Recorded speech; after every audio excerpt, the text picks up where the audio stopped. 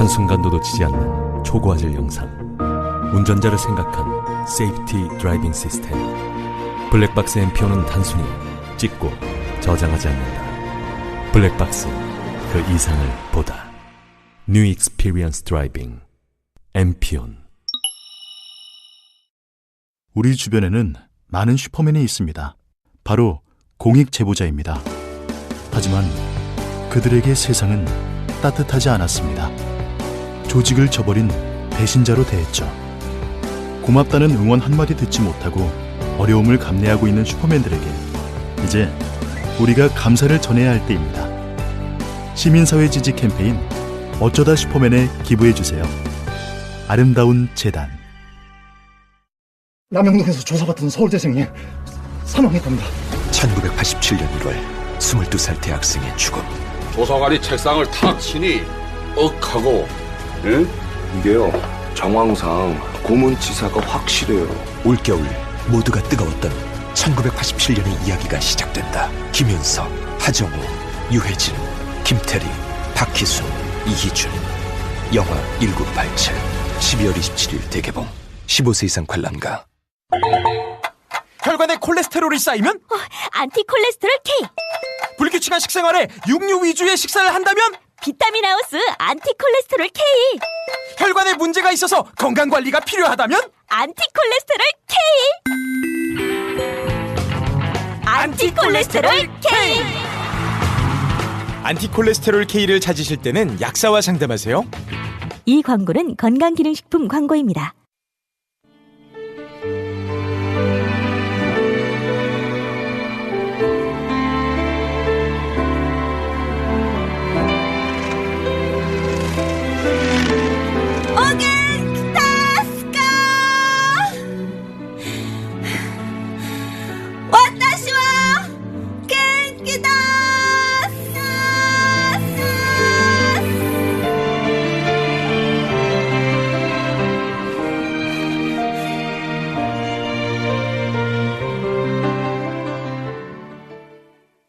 김어준의 뉴스공장. 감사합니다. 눈이 아주 예보보다 많이 옵니다. 네, 도로가 얼고 있다고 감속 운전해 달라고. 저희가 교통방송이거든요. 알고 보면 전해드립니다. 차에서 라디오 들으시는 분들 특히 조심하세요. 자, 문재인 대통령의 중국 국빈 방문을 두고 국내에서는 홀대론 계속 제기되고 있죠. 해서 중국 방문에 동행했던 이분을 스튜디오에 직접 모셨습니다. 민주당의 송영길 의원 나오셨습니다. 안녕하십니까? 네, 안녕하십니까? 송영길입니다. 무려 북방경제협력위원회 위원장. 네. 이름이 길수록 하는 일이 별로 없는 경우가 많은데. 북방경제협력위원회 위원장 자격으로 가신 거죠? 네. 예. 그 얘기는 제가 나중에 묻고요. 워낙 우리나라 언론에서 이제 이 홀대론 관련해서 너무나 많은 보도가 나왔고, 네. 그 홀대론의 근거로 제시한 그 사건들, 사안들이 굉장히 많아요. 네. 그래서 직접 가신 분에게 얘기를 들어봐야 될 것 같아서. 문재인 대통령은 안 나오실 거니까. 홀대 당하셨어요? 제가 물어봐야 되는데. 네. 안 나오시니까 같이 가신 분, 위원회 위원장 모셨습니다. 자, 좀 자세히 짚어볼까요? 제일 먼저 있었던 것 중에 하나가 왜 차관이 나와야 되는데 차관 보가 나왔냐. 네. 쿵시 안유. 예. 네. 차관 보가 나왔다. 이거부터 홀대다. 여기서부터 시작됐거든요. 이거 좀 어떻게 된 사안인지 좀 짚어주십시오. 일단 이번 정상회담의 배경을 비교를 해야 됩니다. 사실 우리가 한중 관계가 아주 좋아가지고 꽃가마 타고 가는 길이 아니었습니다. 그렇죠. 사드 문제로 정말 양국 관계가 최악의 상황에 빠져서 한중 수교 25주년 기념식도 제대로 못 치는 그런 상황에서 무거운 부담감을 감고 가는 정상 외교의 길이었습니다. 라는 걸 말씀드리고 싶고, 중국 입장에서도 사드 배치 철회를 강력하게 요청해 왔는데 결국 그거를 관철시키지 못하고, 그렇죠. 어쩔 수 없는 상황을 인정하고 들어간, 어떻게 보면 중국 내부에서 굴욕 외교가 아니냐라고 비판이 나올 그런 상황이라는 것이죠. 중국 우리가 아니라 오히려 중국 내부에서 아니 사드 철회 안 했는데 이렇게 관계 정상화하면 되느냐. 그렇죠. 이런 비판이 나올 상황이었다. 그렇죠. 이 정상회담이 만들어진 것 자체부터가 성공입니다. 제가 봤을 때는. 아베 신조 지금 못하고 있잖아요. 시진핑과. 안 해주잖아요. 시 주석이. 예. 그런데 물론 차관급이 나왔으면 좋겠지만 아시다시피 우다웨이가 현재 공석 중입니다. 그리고 이분이 차관 보지만 실제로 육자회담 수석 대표이고 아주 왕이 이 외교부장이 일본 대사할 때 같이 데리고 왔던 핵심 측근입니다. 그리고 우리 조선족 출신이에요. 흥룡광석 출신입니다. 아하. 나는 우리 기자들이 홀대론을 말하기 전에 우리 동포 출신으로 외교부 최고에 오른 이 쿵센유가 어떤 사람인지 분석 기사 한번 제대로 나오고는 못 봤습니다. 그 여러 가지 배려가 있고 또 13일 합의의 주역입니다. 이분이. 이거를 다시 복원시키는 우리 난감표 차장과 함께. 그래서 저는 특별한 문제가 없었다. 오히려 꼭 필요한 인물을 보냈다 이렇게 생각을 합니다. 목소리가 높으신 거 보니까 굉장히 억울하신가 봅니다. 중국에서 잘 됐는데 왜 이렇게 홀대론이 많이 나오는지. 그죠? 글쎄요, 그 홀대를 누가 이렇게 이야기해요. 황홀한 환대다 이런 이야기 표현을 쓰던데. 황홀한. 네, 정말 중경에서는 정상회담 전까지는 사실 저도 약간 분위기가 경계하는 분위기를 느꼈습니다. 그러나 정상회담이 끝나고 나서는 정말 분위기가 너무너무 좋았고 중경에 가서는 정말 황홀한 환대를 홀대라고 어떤 네티즌이 저한테 메시지를 보내줬던데 실감이 날 정도로 분위기가 좋았습니다. 직접 겪기로는 홀대는커녕 환대를 받았다고 하시는데 자 그러면 또 디테일로 들어가서 이거 먼저 다 얘기하고 이제 다른 얘기하죠. 소위 이제 혼밥 이거는 저희가 그 교민 한 분과 저희가 그 2부에서 연결도 했었는데 이 혼밥이 우리나라에서는 혼밥이라고 보도했던 서민 식당에 가가지고 서민들이 먹는 음식 먹은 거 이것에 대해서 국내에서는 저거 봐라. 외교 관례에 따라 이제 고위급들과 같이 오찬을 해야 되는데 오찬을 안 해주니까 가서 혼자 밥 먹는 거 아니냐 이렇게 보도를 했어요. 어마어마한 프레임이에요. 이 혼밥 프레임이라는 게. 실제 이 서민식당에 가서 밥을 먹은 것은 어떤 반응을 현지에서는 불러일으켰습니까? 사전에 다 계획 준비된 거고요. 중국 당국과도 합의가 돼야 가는 거지 마음대로 갈 수 있겠습니까? 그렇죠. 국빈 방문인데. 네, 그렇습니다. 다 이미 합의가 돼서 그 장소를 정해 갔고요.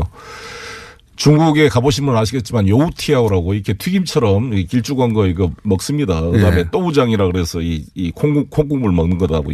잼빙이라 그래서 이렇게 약간 이런 음식 부침개 같은 거를 먹습니다. 근데 아침 식사. 아침 식사에 중국 일반 서민들 가난한 서민들의 일반적 식사인데 그거를 대통령께서 서민식당에 가서 같이 한 것을 보고 전반적으로 너무너무 감동했다는 게 중론입니다.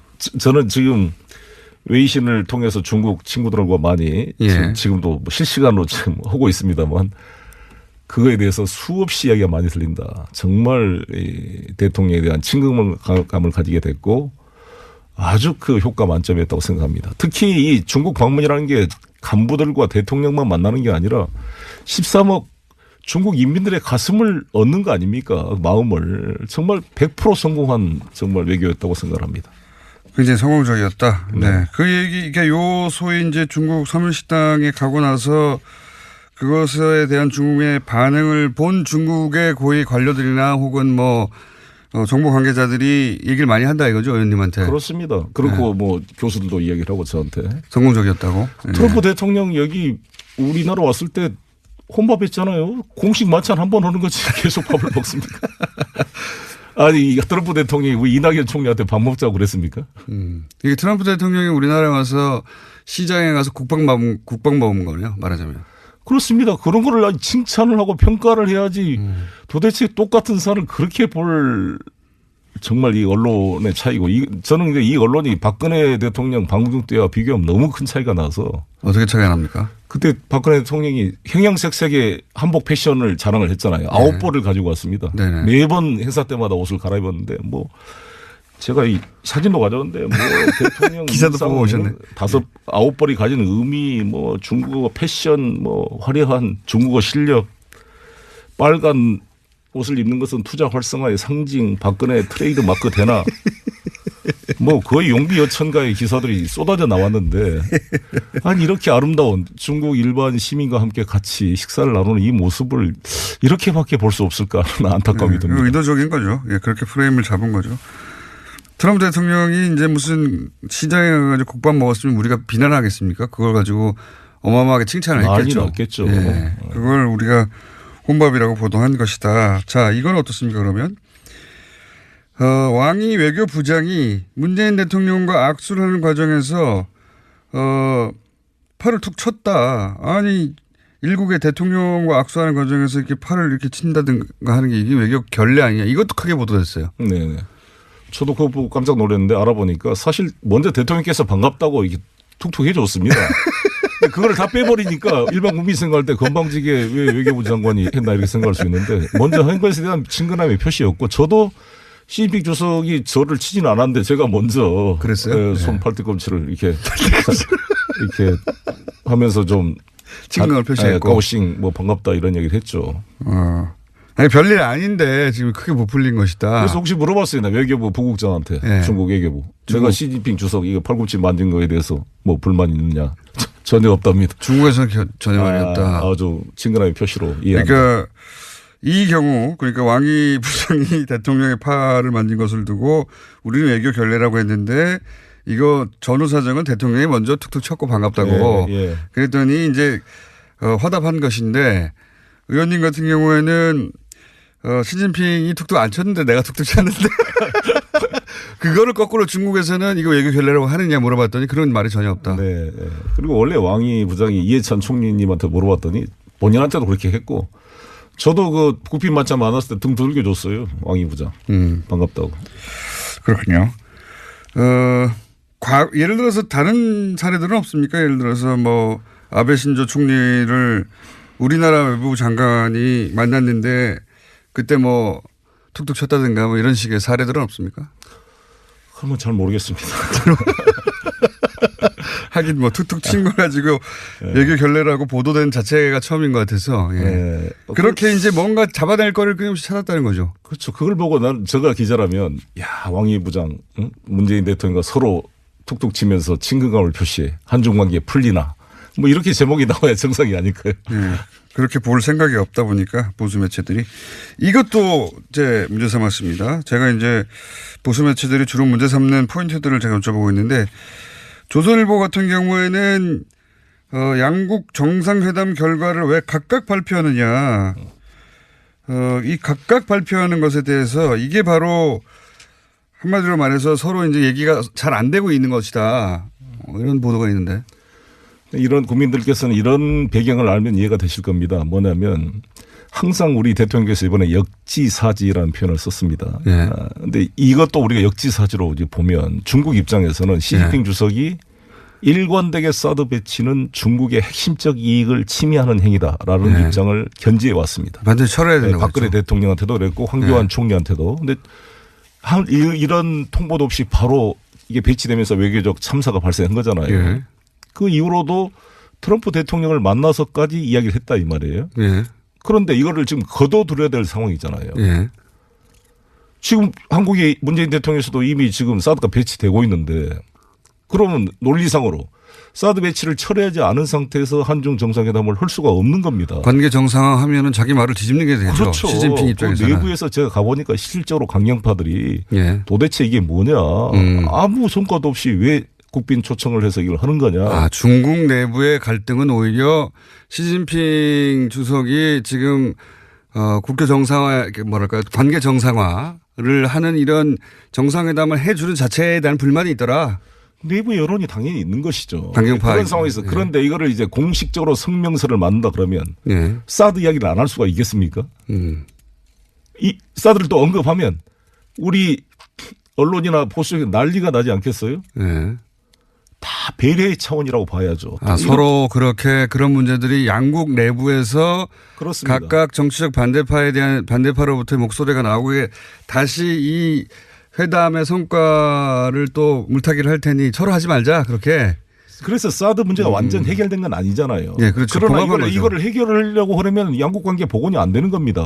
그러면 이게 봉인을 하는 거잖아요. 그래서 서로를 배려하고 구동 존의의 자세로 나가자는 것이죠. 그래서 공동 합의문을 하지 않고 이것 자체를 푸는 오히려 우리 측에 대한 배려로 이해를 해야 된다고 보고요. 시 주석이 실제 공식 회담에서 사드란 말도 인용하지 않았습니다. 아, 그래요? 모두가 알고 있는 이유로 양국 관계가 불편했다는 거죠. 사드라는 단어를 사용하지 않았다. 일부러. 딱 한 줄 했습니다. 한 줄. 얼마나 문재인 대통령을 배려한 겁니까? 그렇군요. 그렇게 봐야 하는 것이다. 양국 간의 불편한 사안들을 양국의 정치적 반대 세력이 그 지점을 짚어서 공격할 것을 차단하기 위해서 각각 이렇게 한 것이다.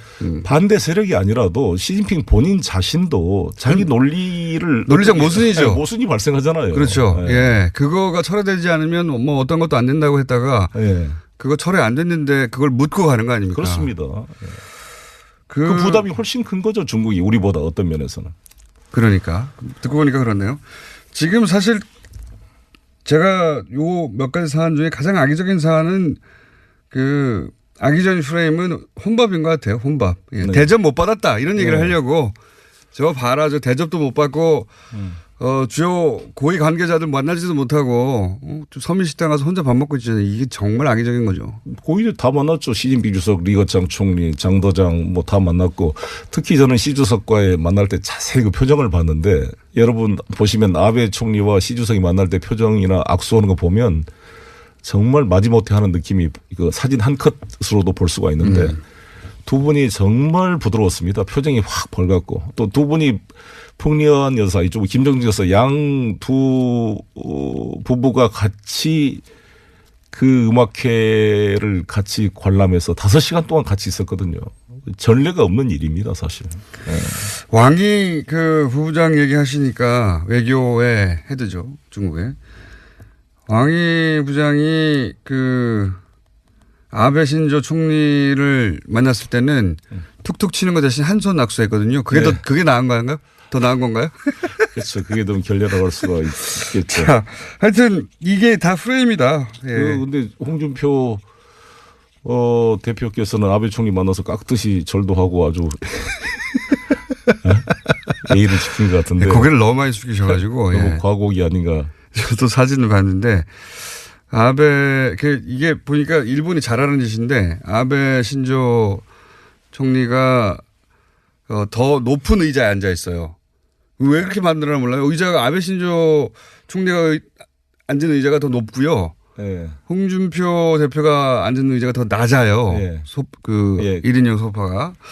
왜 이렇게 했나 싶은데 하여튼 일부러 그렇게 한 것 같고요. 그런 다음에 두 사람 인사할 때 아베 신조 총리는 의도적으로 고개를 거의 안 숙인 것 같고요. 일부러. 정세균 의장님이 그 아베 총리 만날 때 그렇게 돼 있었어요. 네. 김경호 실장 이야기 들어보니까 그거 하나면 안 만나겠다 해가지고 고쳤습니다. 의자를. 홍준표 대표가 자유한국당 밑에 간부들이 진정한 뭐 자주 외교, 당당 외교를 하면 그것부터 챙겼어야죠. 아, 그 의자를 똑같은 걸로 안 하면은 안 만나겠다 그랬습니다. 저 정세균 의장 때는. 네. 왜냐하면 그렇게 자주 했거든요. 그렇습니다. 그래서 그걸 바꿔가지고 만났습니다. 아, 처음 알았네요. 근데 네. 홍준표 대표는 그걸 몰랐거나. 몰랐죠. 공부를 안 한 거죠. 밑에 혹은 요구를 참모들이. 안 했거나 알아도. 그렇죠. 그런 거네요. 사진 한번 비교해 보시면 저도 그 의자가 유명해가지고 유심히 봤거든요. 이번에 바꿨나. 안 바꿨더라고요. 그냥 낮은 의자에 앉아서. 그래서 사진을 찍어 놓으면 한 사람이 푹 꺼져 보여요. 네. 높이 보이고. 아베 총리는 이렇게 높은 자리에 앉아 있는 듯한 느낌을 주죠. 그렇습니다. 실제 사진. 그거 의도한 겁니다. 일본에서. 그리고 나서 그것까지는 그렇다고 쳐도 인사할 때 아베 총리는 일부러 인사를 안 하는데 홍준표 대표가 너무 깊숙이 인사를 해가지고 그것도 몰랐던 것 같아요. 아베 총리가 틀림없이 인사를 의도적으로 까딱할 거라는 걸 잘 몰랐던 것 같아요. 그걸 떠나서 대통령께서 지금 중국에 가서 이 나라를 대표해서 하고 있는데 그 일본 가서 등에 칼을 꼽는 그런 그 외교가 과연 적절한 외교인지. 아직 뭐 하도 사소한 걸 지금 따지길래 저도 사소한 걸 좀 따져봤고요. 자, 그러면 그 위원장으로 하셨으니까 경제협력위원장 이번에 중국에 가서 그 기업인들 많이 만나셨을 거 아닙니까? 네네. 기업인들의 한국 기업인들 네. 중국에 진출해 있는 네. 한국 기업인들의 반응은 어땠습니까? 너무 잘 됐다는 반응이죠. 사실 대통령께서 이 연내에 이거를 풀어줄지 기대를 못했어요. 다들 암울했습니다. 너무나 힘들고 그래서 뭐 이미 철수해서 베트남으로 간 분도 많았고 그런데 이렇게 연내에 방문을 해주니까 좀 울려 그래요 정말. 뭐 감동에 젖어가지고 저 손을 잡고 너무 감사합니다 그러고.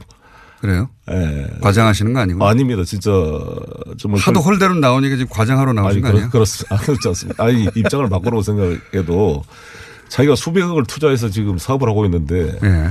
안 팔려봐요. 얼마나 힘들겠어요. 정기선 현대자동차 그 부회장 만났더니 한 30% 이상 매출이 이제 줄어가지고 엄청 어려웠잖아요. 현대차가. 근데 대통령께서 직접 중경까지 가셨으니 감동할 수밖에 없죠.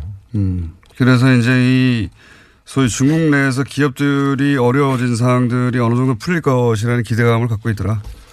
그렇습니다. 이미 풀리고 있습니다. 많이 벌써 한류 스타들이 이제 나타나기 시작하고 있고요. 네. 그 장학금부터 유학생들의 장학금도 지급된다고 그러고 뭐 각종 분위기가 바로 풀릴 겁니다. 그리고 이거창 총리가 기대 이상으로 전면 회복을 하겠다라고 전면 회복 한테 약속을 했고요. 그렇게 약속을 혹시 의원님한테 했나요?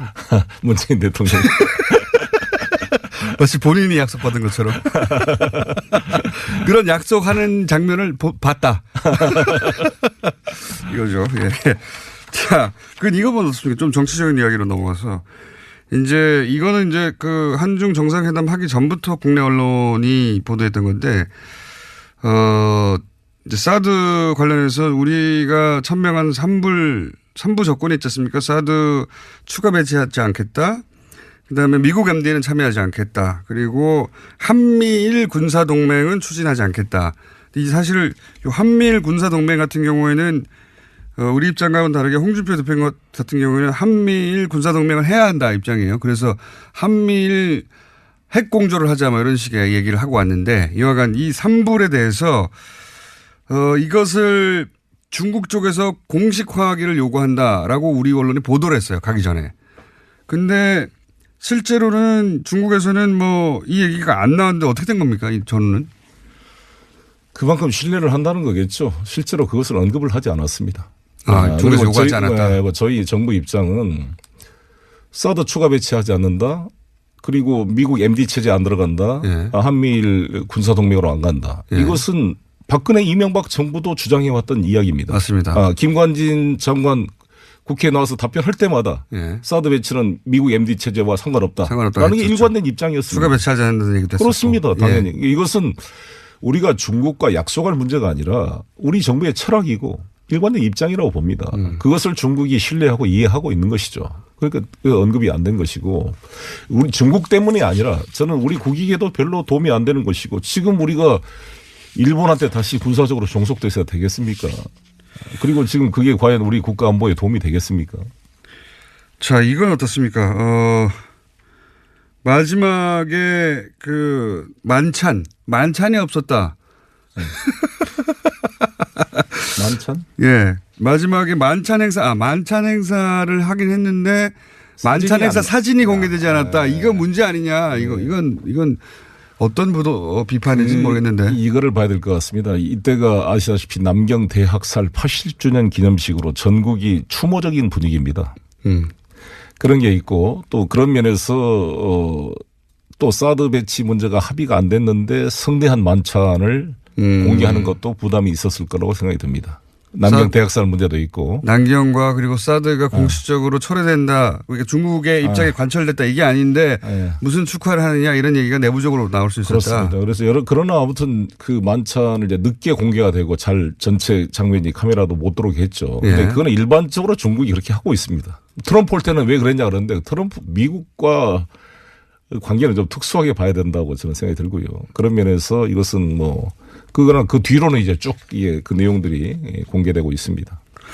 이건 어떻습니까? 그렇게 잘 됐다면 우리 입장에서는 평창 올림픽을 기해서 북한이 참여한다든가 또는 시진핑 주석이 평창 올림픽 기해서 한국에 온다든가 이러면서 이제 그 북한 문제, 그 남북 문제의 해빙 분위기도 좀 만들어 보자 이런 계획이 있잖아요. 계획이. 네, 그렇습니다. 예. 이 계획은 어떻게 될 거라고 그런 보십니까? 얘기가 잘 됐습니다. 남북 관계를 좀 잘 풀었으면 좋겠다.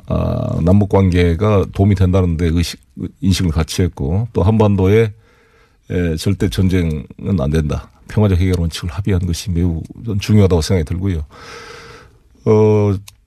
동계올림픽 참석하는 문제는 3월 3일부터 평창올림픽입니다. 양회, 평창 동계올림픽 참석하는 문제는 3월 3일부터 양회라 그래서 전인대와 정협이 열리게 됩니다. 네. 그러니까 우리로 말하면 국회가 열리는 것이죠. 그리고 네. 정부가 구성이 됩니다. 지난번 19차 전당대회는 당 주석을 뽑은 것이고요. 그렇기 때문에 중국이 정치 일정이 매우 바쁩니다. 그래서 우리 대통령께서 이번에 연말 안에 방문하신 것도 평창을 배려해서 한 면도 있고 또 양회 전에 해야겠다는 그런 의도가 있었던 겁니다. 그런데 시진핑 주석이 본인이 참석 여부를 검토하겠지만 만약 안 되더라도 최고위층을 보내겠다 이렇게 성의를 보여줬고 저는 이제 분위기를 잘 만들면 또 마지막 폐막식 때는 차기 개최국의 대표로서 오실 수 있다고 생각합니다. 북한과는 어떻게 됩니까?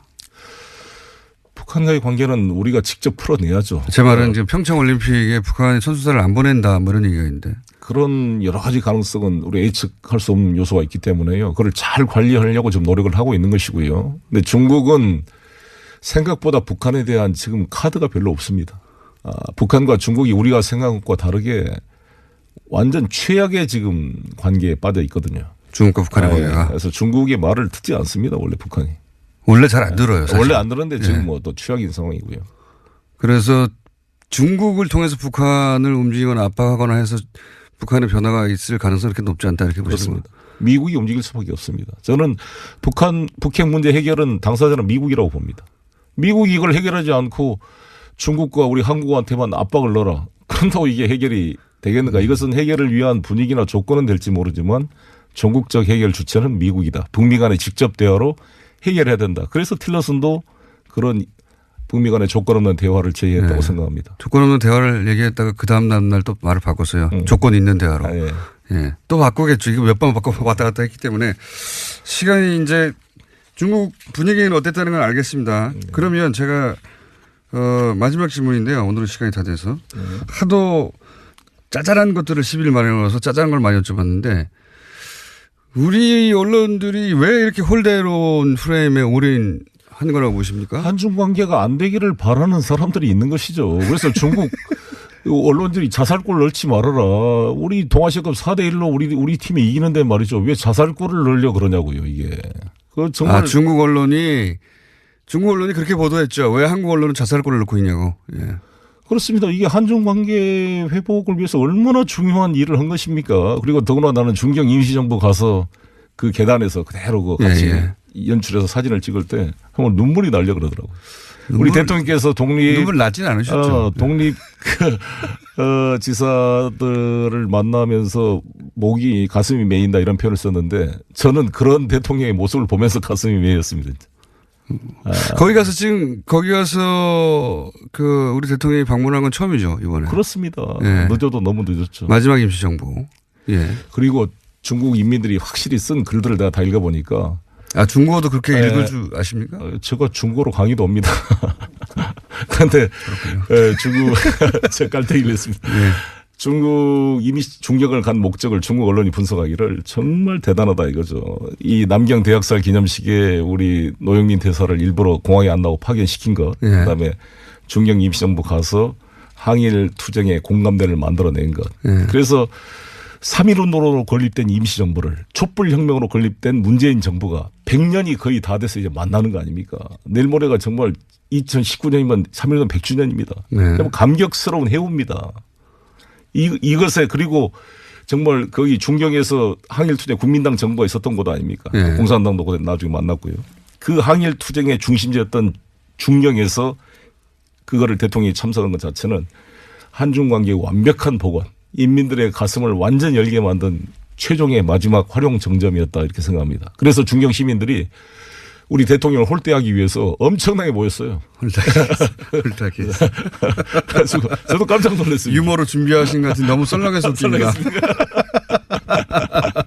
그 사진 연출은 저도 개인적으로 굉장히 대단하다고 생각했습니다. 왜냐하면은 거기서 그 임시정부 마지막 임시정부죠. 그때 요원들이 그 임시정부 인사들이 쭉 계단에 서서 찍은 사진 굉장히 유명한 사진인데 그 장소 그대로 가서 대통령이 그 찍은 사진은 이 대단한 연출이다 생각했는데 그거 의원님의 아이디어는 아니죠? 탁 모의 아이디어 같습니다. 오늘 말씀 여기까지 듣고요. 네. 그게 중국하고 러시아를 그 북방 경제협력위원회 위원장이신 거죠? 네, 네. 중국이나 러시아 관련은 네. 담당하시는 거죠? 예, 예. 예. 중국과 러시아 관련 얘기가 나올 때마다 직접 모시는 것으로 지금까지 대통령 직속 북방경제협력위원회 위원장 자격으로 중국을 방문하신 더불어민주당 송영길 의원이었습니다. 감사합니다. 네, 감사합니다. 쉽지 않은 브랜드 육성, 해도 해도 어려운 마케팅. 이젠 세계를 대표하는 서울시 우수기업 공동 브랜드 하이서울 브랜드와 함께하세요. 성공의 지름길 하이서울 브랜드, 서울시가 사랑하는 하이서울 브랜드, 서울 프리미엄 하이서울 브랜드, 자랑스러운 우수기업 하이서울 브랜드, 하이서울 브랜드. 바디업 단백질 보충제, 특별히 제작된 제품이 아닌 작품. 건강기능식품으로 인정받은 단백질 보충제 바디업. 무너진 신체 밸런스를 잡기 위한 최고의 선택 바디업 레이지 플래티넘. 운동할 때에도 평상시에도 다이어트 시에도 당신의 몸을 확실히 바디업 시켜드립니다. 국가대표도 인정하는 대한민국 대표 보충제 바디업. 지금 사면 한 통 더. 기회를 놓치지 마세요. 태초에 하나님이 술친구물 창조하셨습니다. 어쩐지 하느님이 술만 내리실 리가 없습니다. 자, 오늘 달릴 건데 군뱅이 챙겼지? 맞다, 군뱅이. 야, 내가 한 포 준다. 이거 귀한 거니까 꼭 갚아. 술친구 먹으면 술자리에서 완전 날아다니잖아. 음주 생활의 퀄리티가 달라진다니까. 이 연말 회식도 술친구만 있으면 걱정 없어. 연말 회식 절대 강자 술친굼. 술친굼 공식 쇼핑몰 회원만을 위한 추가 증정 이벤트를 확인하세요.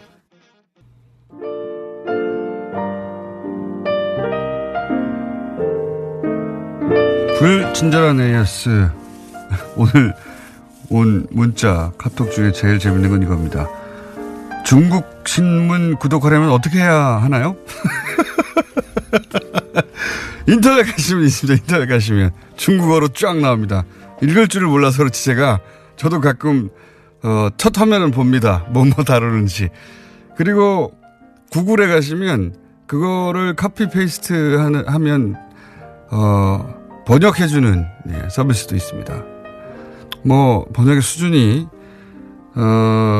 서양 언어들은 아주 높은데 영어에서 뭐 독일어에서 뭐 불어 뭐 이런 거 아주 높은데 우리나라 말이나 일본어 혹은 뭐 중국어는 그렇게 높지는 않으나 대충 뭘 다루는지는 알 수 있거든요. 그 방법이 있습니다. 자, 양지열 변호사에 대한 문자도 왔네요. 시선 집중해서 구박과 홀대 없이 행복하게 방송하시길 빕니다라고 문자를 하셨는데 시선 집중에 가도 저는 계속 구박과 홀대를 하려고 합니다. 네. 자, 올해의 사자성어는 아니구나. 올해 오자성어는 구속 적부심 아닙니까? 야, 센스 빵 터지네요. 예. 올해의 오자성어 구속 적부심. 저도 그렇게 생각합니다. 여기까지 하겠습니다.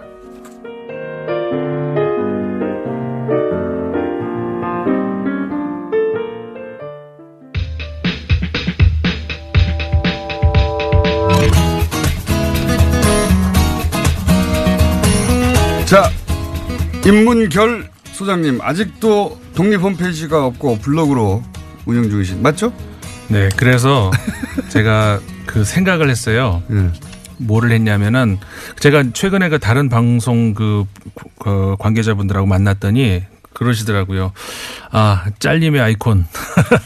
잘림의 아이콘. 그래서 이러다가는 국민 잘림이 될 것 같아서 아, 그럼 이 방송에서 잘리는 내용은 제가 따로 블로그든 다른 형태로 해가지고 관심 있으시면 원래 하려고 했던 내용 중에 3분의 1도 못 하기 때문에 나머지 3분의 2는 소장님이 지금 운영하시는 블로그에서 확인할 수 있도록 하겠다. 그렇게 해서 좋은 방법이네요. 그렇게 그래서 관심 있으신 분은 자세한 내용은 그쪽으로 와서 들으시면 된다.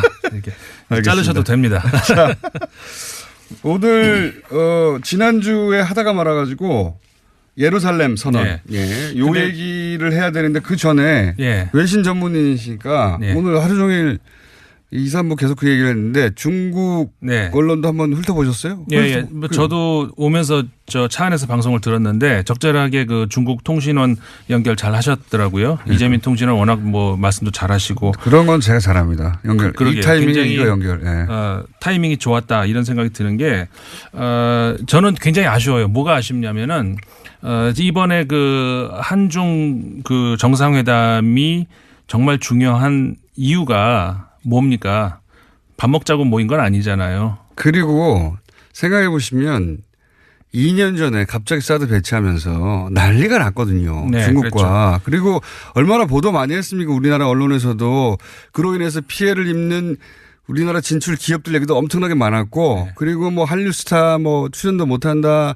그리고 중국 관광객들이 확 줄어서 명동이 썰렁하다부터 시작해서 엄청나게 많은 보도가 있었잖아요. 그렇죠. 그거 해결하러 간 거예요. 그렇죠. 근데 그런 얘기는 쏙 들어갔어요. 그런 얘기는 없고 아까 우리 계속 말씀하시던데 뭐 팔꿈치를 만졌니 뭐 팔꿈치 만졌니 저 기자를 때렸니 물론 그건 굉장히 심각한 내용이죠. 그건 따로 이제 별도로 얘기를 하겠습니다. 그건 별개 사건입니다. 네, 별개 사건입니다. 그거 그렇지만 이제 원래 그 기자 뭐 충돌을 그게 뭐 방중의 목적은 아니었잖아요. 그리고 뭐 밥을 혼자 먹었니? 혼밥은 저는 제일 최악의 악질적인 프레임이라고 해요. 아니 지금 한중 정상회담 중요한 회담을 와가지고 우리나라 언론에서 다룰 게 그거밖에 없나요? 전 그리고 주말에도 계속 그 종편 그 방송들을 봤는데 그 얘기들밖에 없더라고요. 그거밖에 안 해요. 지금 며칠째. 왜냐하면은 정말로 가서 문제를 해결하면 또 다시 인기가 올라가고 지지율이 탄탄해지고 그러면 내년에 지방선거 아닙니까? 글쎄 뭐 지방선거 남았는데 그래서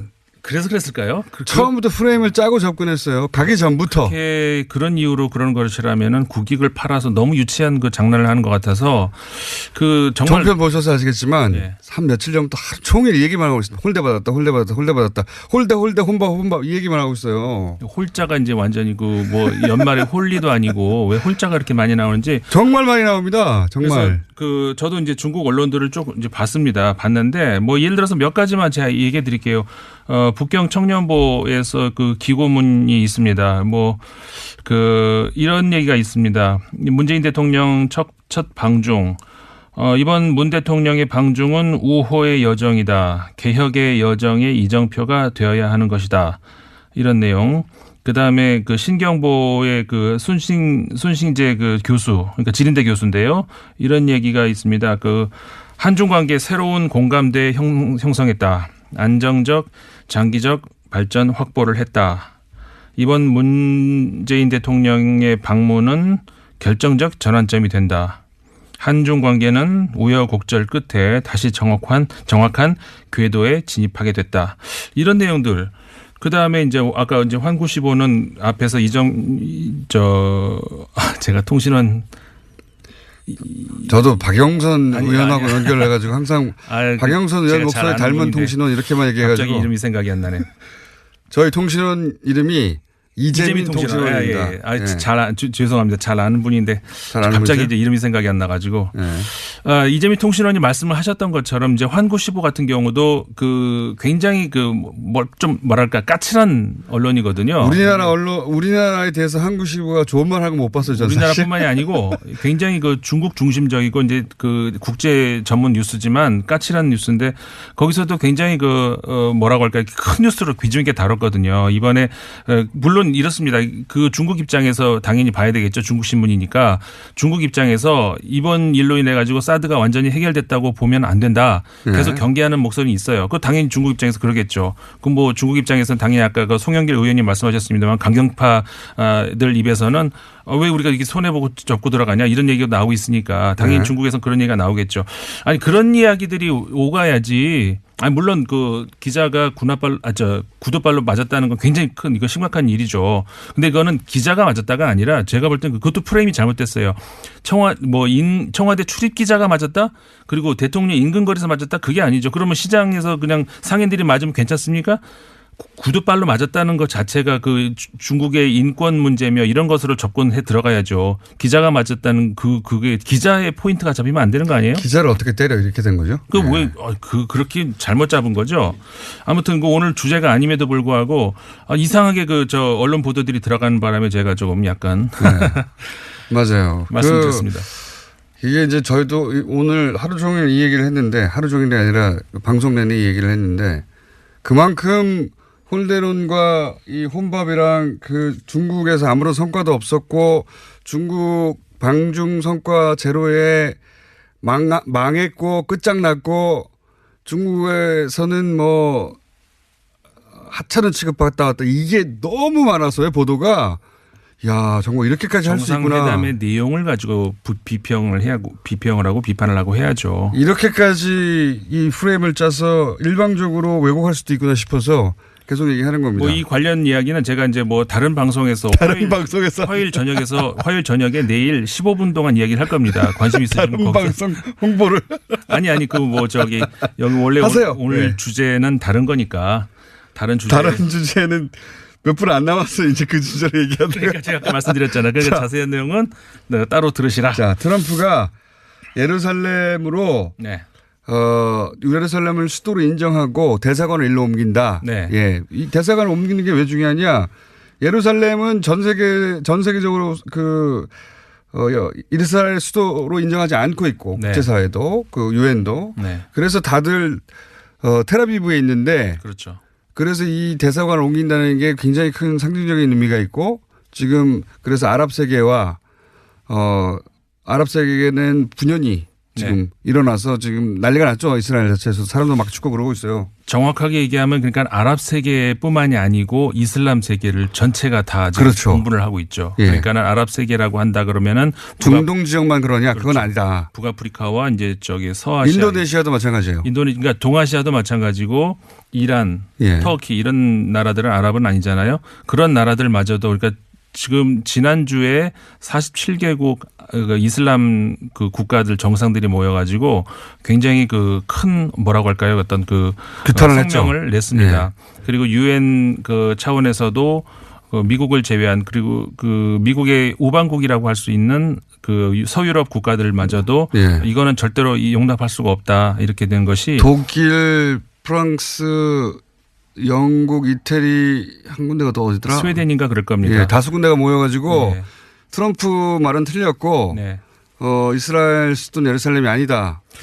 그러니까 그렇죠. 이게 예루살렘이라는 땅이 우리가 신성한 땅이다 이렇게 하지 않습니까? 그러니까 역사적으로 그리고 그러니까 신과 인간의 땅이다 이렇게 얘기할 수 있습니다. 신의 땅으로서의 예루살렘 굉장히 신성한 지역이죠. 그런데 한 신이 아니라 적어도 최소 세 신입니다. 예, 그 땅에서 정말 그 신성한 어떤 그 기운이 있는 어떤 그런 땅입니다. 그건 맞죠. 종교 성지, 세계 종교의 성지죠. 네, 맞습니다. 예. 그래서 공식적으로 보면은 그 거룩한 무덤이라고 하는 그 성당이 하나 있죠.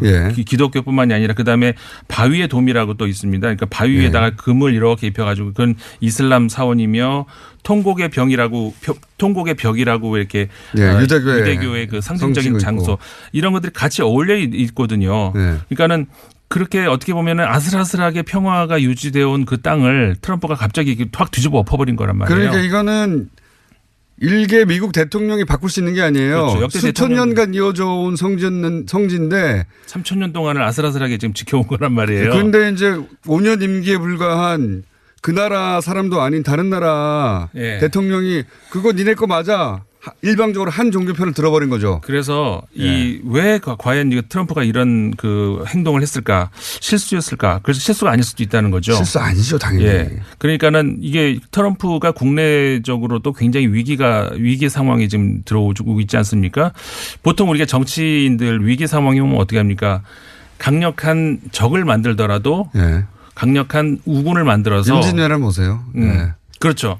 그러니까는 완전히 그 대립 관계를 완전 형성을 해서 PR을 구별을 해버리겠다는 거죠. 그러면서 소위 말해서 복음주의라고 하는 복음주의자들이라 미국에서 이 강력한 공화당 지지자들이거든요. 자기 지지층을 결속시키는 목적도 있고 그렇죠. 첫 번째로 국내 정치적으로는 또 하나는 제 생각에는 전쟁이 나면 무기가 많이 팔리잖아요. 그런 목적도 있고 그다음에 유대인들의 지지가 필요한 것도 있다고 봅니다. 지금 워낙 지지 기반이 약해가지고. 그렇죠. 그러니까는 미국 내에 있는 유대인들 지지. 이 굉장히 이제 이 트럼프 입장에서는 그 중요한 그런 것이고 하여간 미국의 그 뭐라고 할까요? 좀 더 오른쪽으로 가 있다는 기독교인들은 아주 열광적으로 이 공화당의 지지자들이거든요. 알겠습니다. 그게 이제 굉장히 앞으로도 주목해 봐야 될 그런 문제입니다. 자, 임상훈 소장님이었습니다. 눈 많이 옵니다. 감성 운전하시고요. 내일 뵙겠습니다. 안녕.